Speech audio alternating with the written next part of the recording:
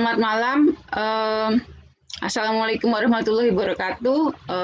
Saya Latifah dari Sekolah Tinggi Agama Buddha Kertajasa. Senang sekali malam ini bisa bergabung di ASAI. Ya, share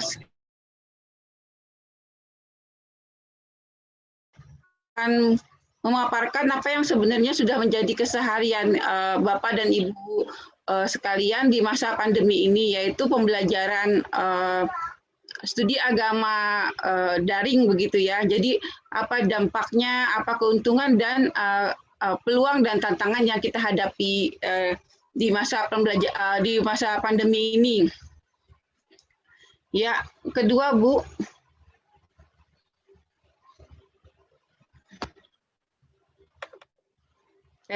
Iya, oke. Ya, pendekatan saya dalam hal ini adalah self jadi bagaimana kita evaluasi pembelajaran kita sendiri. Kenapa bukan best practice? Karena saya lihat kalau best practice itu lebih ke atau inovasi yang kita sudah lakukan. Tapi kalau ke self study kita berusaha menggali apa kekurangan kita, apa kita belajar dari pengalaman kita sendiri. Nanti kalau sampai di tingkat lanjut itu bisa dilanjutkan dengan critical friends. Jadi bukan hanya kita yang melihat pembelajaran kita, tapi kita melibatkan juga teman yang bisa membantu melihat kekurangan dan kelebihan di pelajaran kita di perkuliahan kita begitu. Ya, jadi intinya adalah ke refleksi pedagogis pembelajaran lintas agama. Nah, pembelajaran lintas agama di STAB Kertajasa ini dilakukan di ada 2 kuliah, kajian agama 1 dan kajian agama 2. Kalau kajian agama 1 kan pada struktur pandangan dunia atau kepercayaan di agama-agama, terutama di agama begitu. Kalau kajian agama berubah-ubah fokusnya setiap tahun sesuai dengan evaluasi pembelajaran gitu. Jadi kalau tahun ini lebih difokuskan pada pendekatan multidisipliner studi agama. Jadi bagaimana melihat agama dari berbagai sudut pandang gitu, disiplin ilmu begitu. Karena memang di STAB Kertajasa masih kurang landasan teori-teori sosial dan ilmu pendukung lainnya begitu. Nah, langkah-langkahnya ini terutama self study dilakukan dengan mengumpulkan data-data kelas begitu ya. Jadi apa yang terjadi dan bagaimana tanggapan. Ya, berikutnya Mbak. Berikut ya, sebelum mengembangkan pembelajaran tentu kita masuk dulu pada filosofi pendidikan. Nah, itu tergantung pandangan kita, apa sih yang paling penting bagi pengajar dalam melihat mahasiswa. Nah, kalau saya sendiri di filosofi karakteristik mahasiswa sesuai dengan latar belakang sosial, budaya ya.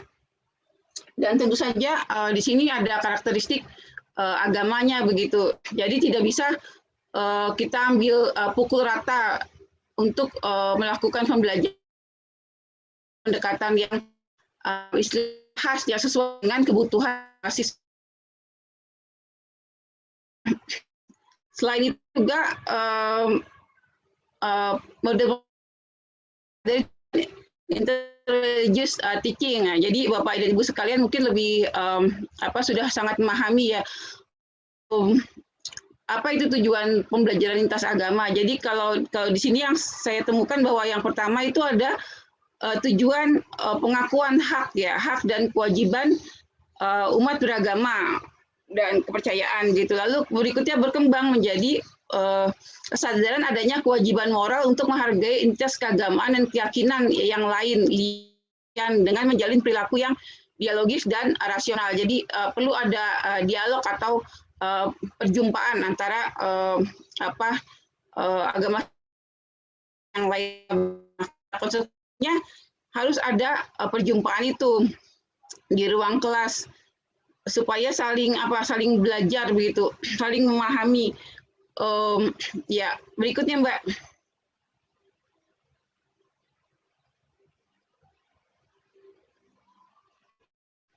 Ini tadi sudah saya jelaskan di awal. Berikutnya Mbak. Ya, pembelajaran juga disesuaikan dengan lingkungan belajar. Nah, di masa pandemi ini di tempat lain, lembaga pendidikan lainnya, di STAB Kertajasa, pembelajaran dilakukan sesuai dengan anjuran Direktur Jenderal Bimbingan Masyarakat Buddha untuk mengubah tatap muka ke pembelajaran. Dan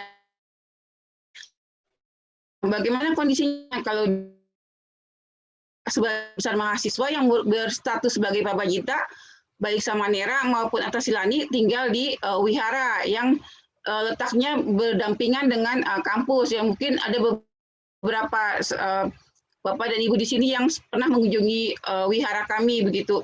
Nah, yang lainnya tinggal di pos sekitar wihara. Itu jumlahnya sangat sedikit dan biasanya kadang mereka juga ikut belajar di kampus saat saat jam-jam kuliah karena internet itu. Tapi ya saya lihat memang masih banyak juga yang ikuti pembelajaran di kos masing-masing begitu. Ya, jadi banyak menggunakan kampus. Ya untuk Zoom itu ya karena dilakukan bersamaan, jadi sama-sama menggunakan jaringan di kampus itu kadang mengakibatkan malah gitu. Tapi ya tidak masalah karena jumlah mahasiswa di tiap kelasnya itu terlalu banyak gitu. Jadi bisa dikatakan ya pembelajaran sebenarnya jumlahnya cukup, jumlah mahasiswanya cukup sedikit begitu. Ya, berikutnya.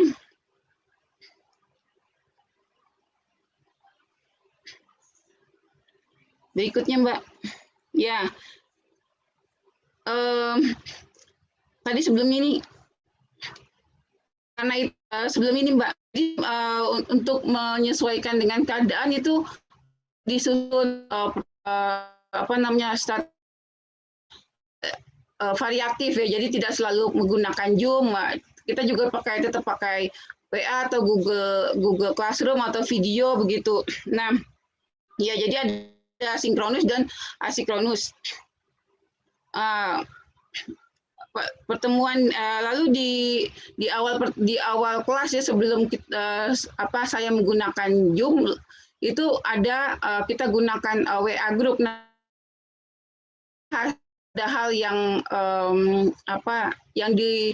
yang berbeda dibanding dengan kelas-kelas sebelumnya. Jadi kalau kelas sebelumnya sebelum masa pandemi juga sudah biasa menggunakan WA group, tapi tidak terlalu banyak diskusi di situ. Nah, di masa ini lebih penggunaan WA group itu lebih banyak memancing diskusi begitu. Kenapa? Karena saya rasa kan mahasiswa mempunyai kesempatan untuk cross check informasi yang yang pengajar berikan begitu. Dia punya waktu yang lebih ya untuk mencari informasi tambahan lalu mengklarifikasi.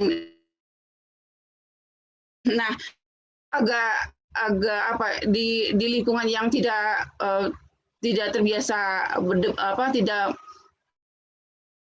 berdebat gitu ya, jadi tidak terlalu berkembang diskusi perdebatan gitu. Itu mungkin ada temannya yang menerima dengan positif, tapi ada juga banyak juga yang berusaha meredam berkembangnya diskusi yang mungkin diterima sebagai perdebatan gitu. Positifnya hal itu justru memfokuskan perbincangan atau materi gitu. Jadi dari konsep pluralisme itu bisa mengarah ke topik yang lebih spesifik lainnya yang atau evaluasi pengalaman keagamaan masing-masing begitu. Ya, berikutnya Mbak. Oke. Berikutnya. Ya, jadi dengan demikian yang penting adalah sebenarnya bukan teknologinya, apa yang kita pakai, bukan Zoom-nya yang canggih, tapi yang perlu diperhatikan adalah scaffolding-nya. Untuk mencapai satu pembelajaran itu bagaimana membuat scaffolding-nya atau langkah-langkahnya ya. Jadi contohnya langsung ke contohnya, ada video tentang video yang diproduksi oleh CRCS ya, atas percaya. Nah, itu videonya bagus, tapi ya, saya rasa tidak bisa. Jadi berikan dulu, mahasiswa dipersilahkan untuk menonton film KTP gitu. KTP itu punya pendekatan yang lebih ringan, humor ya, baru atas nama percaya. Nah, atas nama percaya juga perlu penyesuaian, karena di situ ada adegan ada visual pengorbanan hewan gitu. Nah, itu pasti sulit diterima, visual itu pasti sulit diterima oleh mahasiswa Kertajasa Buddhis yang dari pembunuhan gitu. Berikutnya. Ya, peluang lainnya adalah yang mendatangkan lian itu yang pihak lain yang sebenarnya sebelumnya sulit dijangkau, seperti misalnya narasumber dari Manado, Yayan Manado, dan juga ada dari sekolah pemerintahan di Jogja. Nah, di masa ini justru terbuka kemungkinan seperti itu. Lalu yang lainnya juga peer teacher ya, ada asisten saya di situ. Ya, ada ya. Jadi saya bisa melibatkan lebih banyak sokongan di kelas itu. Ya, terima kasih kesempatannya. Selamat malam.